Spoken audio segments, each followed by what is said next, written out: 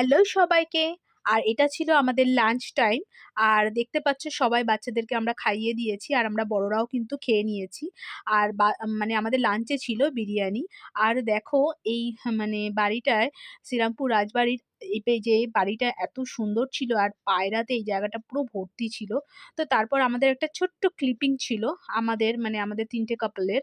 আর দেখতে পাচ্ছ তোমাদের দেখাতে পারছি কিনা জানি না। এই যে দেখো আমি দাঁড়িয়ে আছি, আমার হাসব্যান্ড দাঁড়িয়ে আছে আর আমার মেয়ে দাঁড়িয়ে রয়েছে। আরো ২ টো কাপল ৩ টে মানে ২ টো কাপল ছিল তাদের বাচ্চাদেরকে নিয়ে। তো এটাতে একটা ছোট্ট ক্লিপিং ছিল। মানে এতটাই মা আমরা মানে ভাবি যে অনেকটাই হয়তো সহজ, অনেকটাই অনেক কিছু। কিন্তু এই যে আমরা যেগুলোর মধ্যে দিয়ে আজকে গিয়েছি বা পার হয়েছি আমরা বুঝতে পারি যে একটা শুটিং করতে গিয়ে কতটা মানে পরিশ্রম লাগে, কতটা খাটনি বা আমাদের তো সারাটা দিন লেগে গেছে। তো তোমাদের ভিডিওটা কেমন লাগলো আমাকে জানিও।